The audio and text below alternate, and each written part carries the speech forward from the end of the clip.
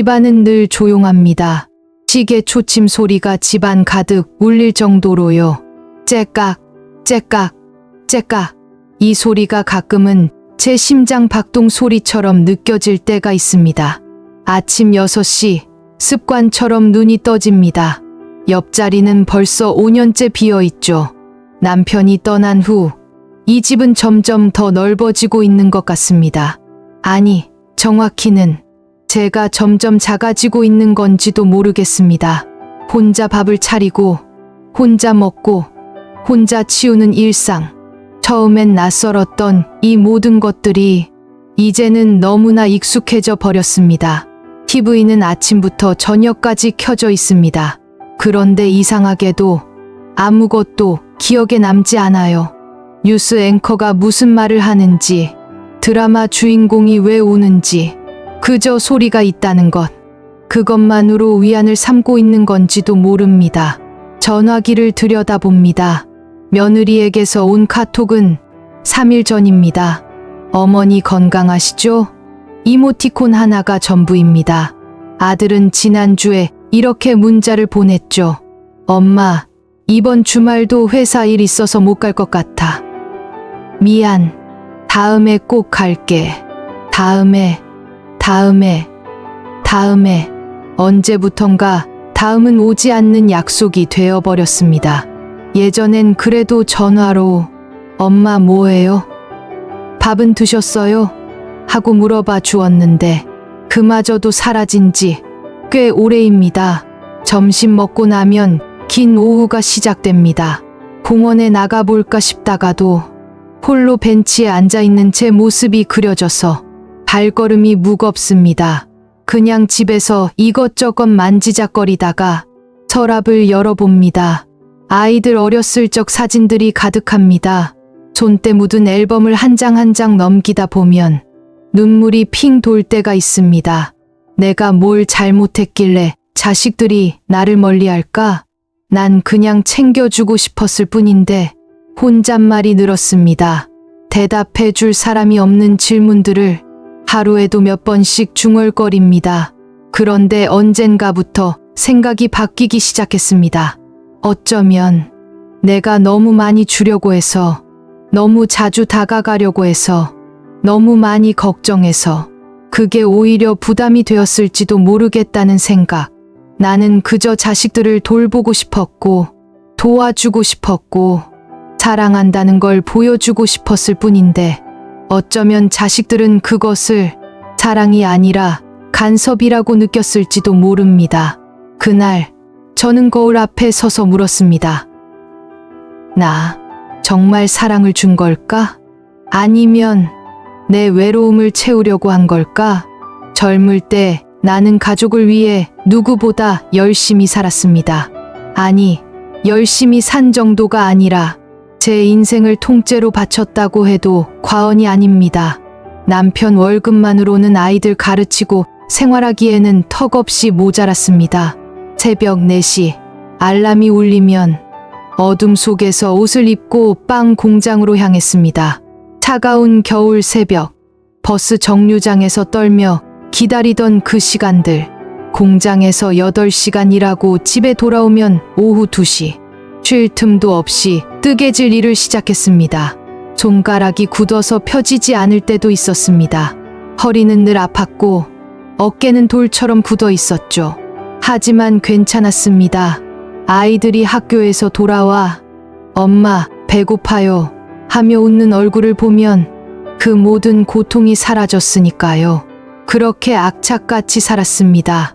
명절이면 시댁 식구들 음식 준비하고 아이들 옷 직접 만들어 입히고 학교 준비물은 누구보다 먼저 챙기고 직장 다니면서 악착같이 돈 벌고 아이들 케어하는 모습이 정말 대단하다며 주변에서 칭찬할 때마다 뿌듯했습니다.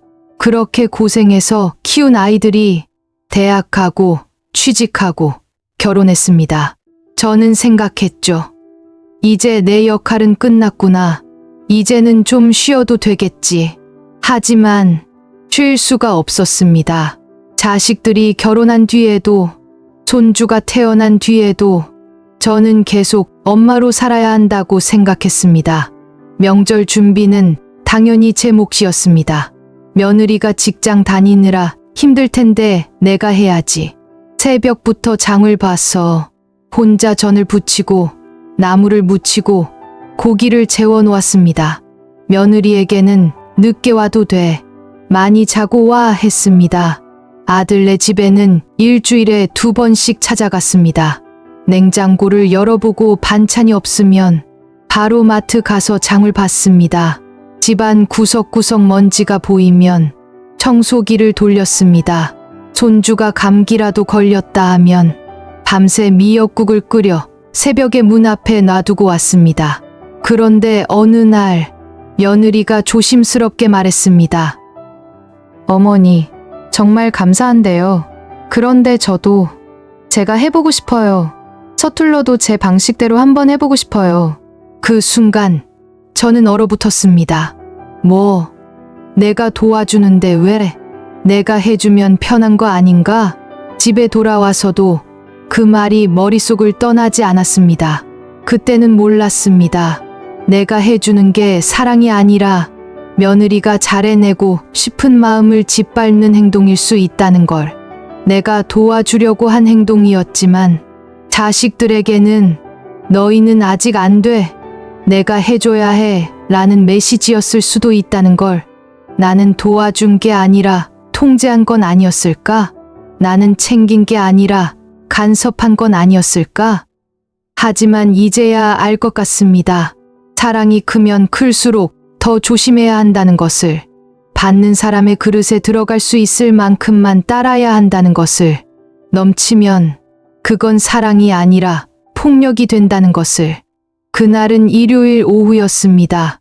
아들네 집에서 저녁을 먹고 있었죠. 분위기가 좀 이상했습니다.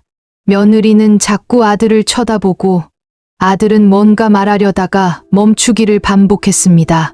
무슨 일 있니? 제가 물었습니다. 아들이 제법 진지한 얼굴로 말했습니다. 엄마, 할 말이 있어요. 심장이 철렁 내려앉았습니다. 무슨 안 좋은 일이라도 생긴 건가? 회사에서 잘린 건가? 아니면 둘이 싸운 건가? 온갖 생각이 머릿속을 스쳤습니다. 엄마, 앞으로는 우리 방식대로 살고 싶어요. 그 말이 무슨 뜻인지 단번에 알았습니다. 이제 오지 마세요. 이제 간섭하지 마세요. 이제 우리 좀 내버려 두세요. 그런 뜻이겠죠. 말은 정중했지만 제 가슴에는 비수처럼 꽂혔습니다. 그래, 알았어. 저는 그렇게 대답하고 일어났습니다. 더 있기가 힘들었습니다. 숨이 막혔습니다. 어머니, 벌써 가세요? 저녁 드시고 가세요. 며느리가 말했지만 저는 이미 현관문을 열고 있었습니다. 집에 돌아오는 버스 안, 창밖을 바라보며 눈물이 흘렀습니다. 주변 사람들 눈치가 보여서 고개를 돌려 창문에 이마를 댔습니다. 내가 뭘 그리 잘못했을까? 나는 그냥 도와주고 싶었던 건데, 나는 그냥 사랑을 주고 싶었던 건데, 집에 도착해서도 불을 켜지 않았습니다. 어둠 속에 앉아서 한참을 울었습니다. 나는 이제 필요 없는 사람이 된 건가? 나는 이제 짐이 된 건가? 그날 밤 잠을 이룰 수 없었습니다. 며칠 뒤 며느리에게서 긴 카톡이 왔습니다. 어머니, 그날은 정말 죄송했어요. 어머니 마음 상하셨을 것 같아서 말씀드리기가 정말 어려웠는데 저희도 저희 힘으로 해보고 싶었어요. 어머니가 너무 많이 해주셔서 감사한데 저희도 부모로서, 부부로서 성장하고 싶어요. 이해해 주시면 감사하겠습니다. 그 메시지를 읽고 또 읽었습니다. 처음엔 여전히 서러웠습니다. 하지만 읽고 또 읽다 보니 조금씩 이해가 되기 시작했습니다. 아, 저 아이도 부모가 되고 싶었구나. 저 아이도 자기 방식으로 잘해보고 싶었구나. 근데 내가 너무 앞서서 다 해버렸으니 그 기회를 빼앗은 건가? 그제야 생각했습니다. 나는 도와준 게 아니라 내 방식을 강요했던 걸까? 나는 사랑을 준 게 아니라 내가 생각하는 사랑을 밀어붙였던 걸까? 그날 이후 저는 자꾸만 생각하게 됐습니다. 아들 부부는 얼마나 힘들었을까? 얼마나 눈치 보였을까? 고마운데 거절하기 미안해서 얼마나 스트레스 받았을까? 미안했습니다. 정말 미안했습니다. 그 일이 있은 후 일주일 동안 아들네 집에 가지 않았습니다. 전화도 하지 않았습니다. 카톡도 먼저 보내지 않았습니다. 처음엔 정말 힘들었습니다. 오늘 뭐 먹었을까? 손주는 감기 나았을까? 냉장고에 반찬은 있을까? 자꾸 생각이 났습니다. 전화기를 들었다가 놓기를 몇 번이나 반복했습니다. 하지만 참았습니다. 그리고 그 시간 동안 저는 처음으로 저 자신을 돌아보게 됐습니다. 거울 앞에 섰습니다. 낯선 얼굴이 보였습니다. 주름이 깊게 패인 이마, 처진 눈꺼풀, 하얗게 센 머리카락. 나 언제 이렇게 늙었지? 그리고 문득 깨달았습니다. 예전엔 뭐든 척척 해내던 젊은 엄마였는데 이제는 조심스럽게 자식들 마음을 다뤄야 하는 나이가 되었구나. 내가 가고 싶을 때 가는 게 아니구나. 그동안 나는 많이 도와주는 게 사랑이라고 믿었습니다. 더 자주 가는 것, 더 많이 해주는 것, 더 많이 챙기는 것. 그게 좋은 엄마의 조건이라고 생각했습니다.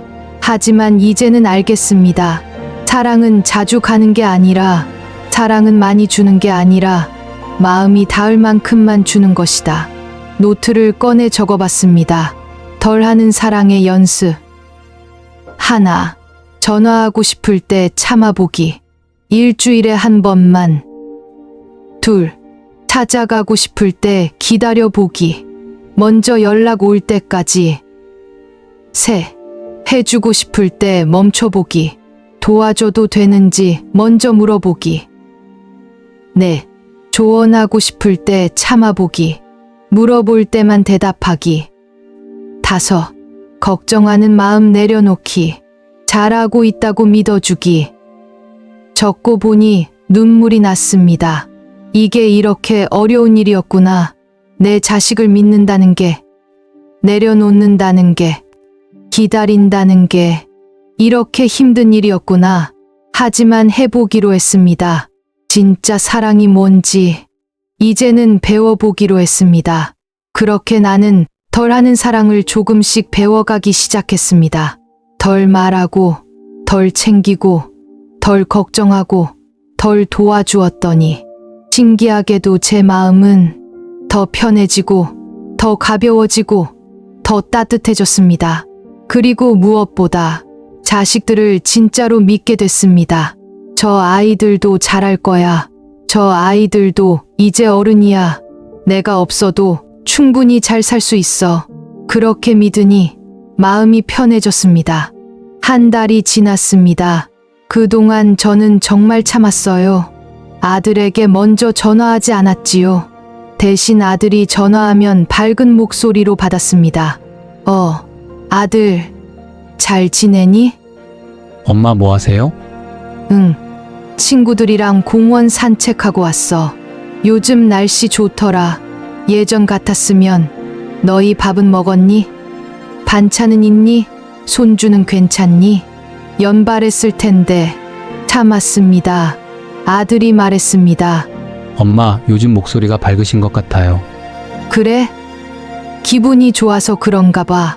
정말 기분이 좋았습니다. 아들이 먼저 전화해 줬다는 것만으로도. 어느 토요일 아들에게서 카톡이 왔습니다. 엄마, 내일 시간 되세요? 저희가 집에 초대하고 싶은데. 가슴이 두근거렸습니다. 초대라는 단어가 이렇게 반가울 줄이야. 다음 날 아들네 집에 갔습니다. 예전엔 반찬 3개, 과일 2박스, 손주 옷 몇 벌, 이렇게 짐을 가득 싸들고 갔었는데 이번엔 빈손으로 갔습니다. 아니, 정확히는 케이크 하나만 들고 갔습니다. 문을 열고 들어서는데 며느리가 환하게 웃으며 맞아줬습니다. 어머니, 오셨어요. 예전과 다른 느낌이었습니다. 진짜로 반가워하는 느낌, 부담스러워하지 않는 느낌. 저녁을 먹으면서 물었습니다. 요즘은 어떠니? 뭐가 제일 힘드니? 며느리가 대답했습니다. 요즘 지우가 밤에 자꾸 깨서 힘들긴 한데 그래도 재밌어요. 엄마가 되어가는 과정이 신기해요. 예전 같았으면 바로 끼어들었을 겁니다. 그건 말이야. 이렇게 해봐. 내가 너 키울 때는. 하지만 이번엔 그냥 들어줬습니다. 힘들겠다. 근데 잘하고 있는 것 같아. 지우 표정 보니까 행복해 보이더라. 며느리 눈빛이 달라졌습니다. 어머니, 그렇게 말씀해 주시니까 힘이 나요. 식사 후 설거지를 하려는데 며느리가 말렸습니다. 어머니, 제가 할게요. 예전 같았으면 괜찮아. 내가 할게 하며 밀어냈을 텐데. 그래, 그럼 나는 지우랑 놀아줄게. 며느리가 활짝 웃었습니다. 집에 돌아오는 길, 기분이 묘했습니다. 예전보다 덜 해줬는데 왜 이렇게 마음이 따뜻할까? 예전보다 덜 말했는데 왜 이렇게 가까워진 느낌일까? 그리고 깨달았습니다. 사랑은 주는 양이 아니라 남는 온기구나. 그 후로 신기한 일들이 생기기 시작했습니다. 아들에게서 먼저 연락이 오기 시작했습니다. 엄마, 이번 주말에 시간 되세요? 같이 식사하고 싶은데. 며느리에게서 사진이 왔습니다. 어머니, 오늘 지우가 이거 했어요. 신기하죠? 예전엔 제가 보내는 쪽이었는데 이제는 받는 쪽이 됐습니다. 그리고 무엇보다 며느리와 아들의 표정이 달라졌습니다. 편안해 보였어요. 행복해 보였습니다. 아, 이게 진짜 사랑이구나. 내가 행복한 게 아니라 저 아이들이 행복한 게 진짜 사랑이구나. 봄이 왔습니다. 벚꽃이 피는 4월. 아들이 가족 외식을 제안했습니다. 엄마, 우리 다 같이 밥 먹으러 가요. 좋은 식당 예약했어요. 오랜만에 온 가족이 모였습니다. 식당 분위기도 좋았고 음식도 맛있었습니다. 하지만 무엇보다 좋았던 건 함께 웃을 수 있다는 것, 부담 없이 이야기할 수 있다는 것. 식사가 끝나갈 무렵 며느리가 조심스럽게 입을 열었습니다. 어머니, 솔직히 말씀드려도 될까요? 가슴이 조금 두근거렸습니다. 그래, 말해봐. 예전엔 어머니가 많이 어렵고 부담스러웠어요. 역시나. 하지만 이번엔 마음이 아프지 않았습니다. 그랬구나. 미안하다. 아니에요. 어머니, 제가 드릴 말씀은 그게 아니에요. 며느리가 제 손을 잡았습니다. 근데 요즘은 그냥 어머니가 보고 싶어요. 어머니랑 이야기하고 싶고, 어머니 얼굴 보고 싶어요.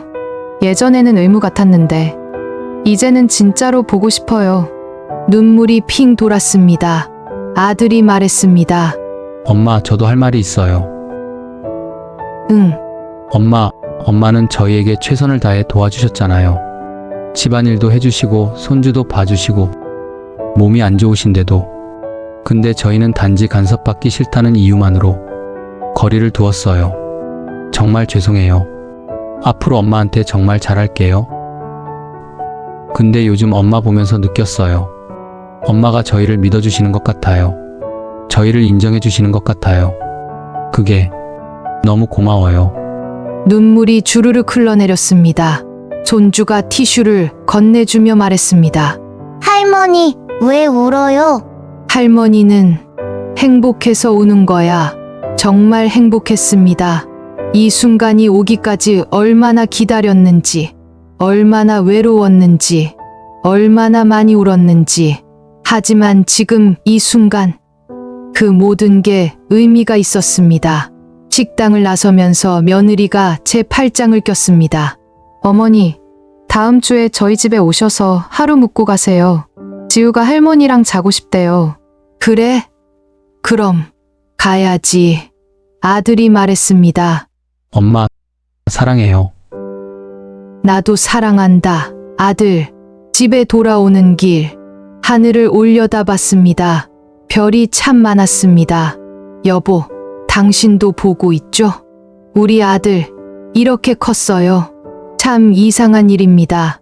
예전엔 그토록 도와준다, 챙겨준다 하며 가깝게 있어도 이런 말을 못 들었는데 조금 떨어져 있으니 오히려 마음이 가까워졌습니다. 부모가 한 걸음 물러나면 자식은 두 걸음 다가온다. 이제는 압니다. 요즘 저는 많이 달라졌습니다. 예전엔 무엇이 사랑인지 몰랐습니다. 많이 해주는 것, 자주 가는 것, 많이 챙기는 것, 그게 사랑이라고 믿었습니다. 눈에 보이는 것, 손에 잡히는 것, 숫자로 셀 수 있는 것, 그런 것들이 사랑의 증거라고 생각했습니다. 하지만 이제는 다르게 느껴집니다. 사랑은 간섭하지 않아도 되는 믿음. 우리 자식들도 충분히 잘할 거야 라고 믿어주는 것. 사랑은 말하지 않아도 알 수 있는 기다림. 힘들면 연락할 거야 라고 기다려주는 것. 사랑은 자식의 삶을 인정해주는 존중. 저 아이들의 방식도 좋은 방식이야 라고 인정하는 것. 사랑은 잔소리 대신 해주는 축복. 내가 선택한 길이 옳은 길이야 라고 응원하는 것. 친구를 만났습니다. 친구는 여전히 자식 걱정에 밤잠을 설친다고 했습니다. 며느리가 집안일을 영 엉망으로 해. 내가 가서 해줘야 해. 아들이 회사에서 힘들다는데 내가 반찬이라도 해줘야지. 손주가 감기 걸렸다는데 어떻게 가만히 있어? 예전에 저를 보는 것 같았습니다. 언니, 그런데 말이야. 조심스럽게 말을 꺼냈습니다. 그렇게 해주면 아이들이 고마워해. 친구가 한숨을 쉬었습니다. 글쎄, 고맙다는 말은 하는데 표정이 별로 안 좋아.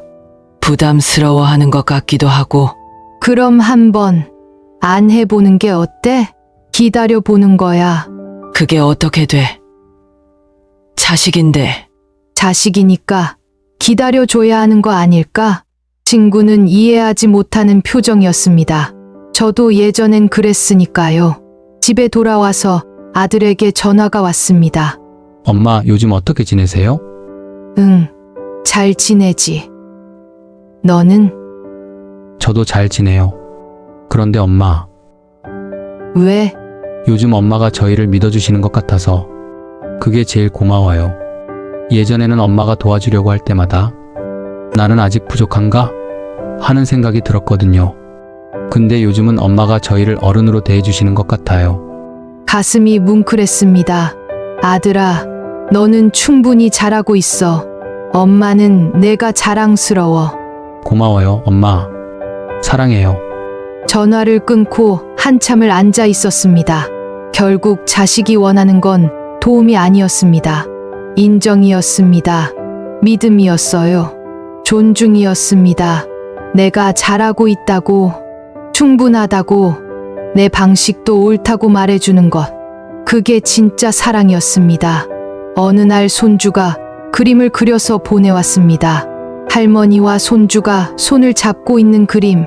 그 아래 삐뚤빼뚤한 글씨로 이렇게 썼더군요.